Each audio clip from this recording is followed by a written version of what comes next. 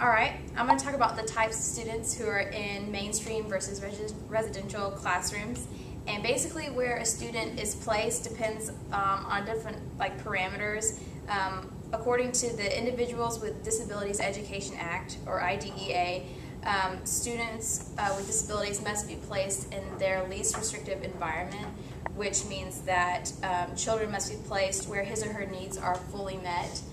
Basically, if a child is in a mainstream school or a regular school and their needs are not being met and they need to go to a residential school, then they could be referred to that school.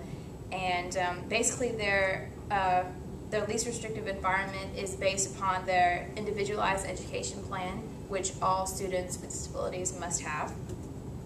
And all students who attend a residential or day school must be referred, and these are children whose educational needs require a more appropriate learning environment. So residential schools, students are taught and communicate completely in sign language, which is their native language for most deaf students.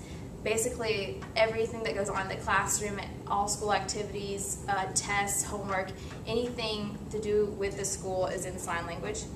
And students in this learning environment are given needs that are specifically created to fit what they need, and they're able to thrive in a deaf culture by being surrounded by peers who are also deaf. So basically, deaf students can have deaf friends and deaf teachers and deaf role models. They learn about deaf history, and they do this all in sign language.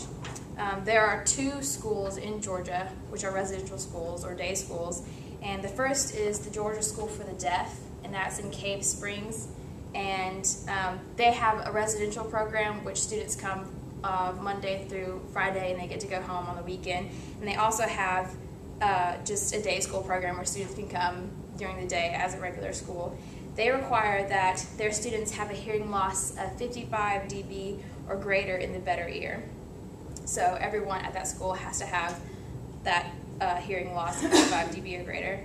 And then the second school is the Atlanta School for the Deaf, and that's located in Atlanta. And they're only a day school program, but this comes from their site, and it's a quote about how or what types of students they accept. And basically, their requirements are that a student's hearing loss must be such that it inhibits the child's ability to process information auditorily, and therefore requires the use of visual communication methods and specialized instructional techniques. The hearing impairment must have the potential to adversely affect the applicant's academic performance, social development, language development, communication skill, or intellectual functioning. Okay, so all students in these classrooms have hearing impairment, and they may use things like cochlear implants, hearing aids, or they may use nothing at all and be completely deaf. They are also equipped to take students with varying other disabilities. Now for mainstreaming.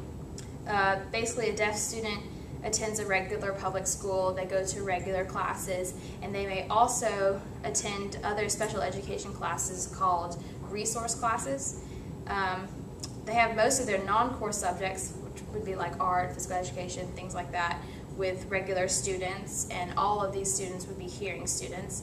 And then they take a lot of their core classes in a resource room with other students who have varying disabilities. Often they are the only deaf child in the school. It's very rare that there's more than one deaf child in a school. These students usually need certain services like note takers, transliterators, and interpreters, which we'll get to.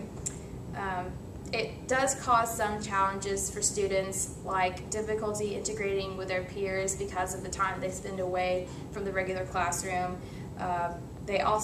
Academic scores seem to be lower, and they may not receive the adequate services that they need.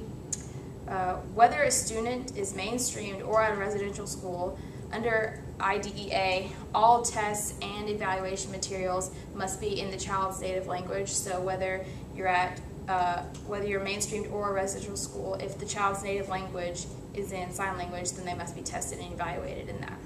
And that's all for types of students.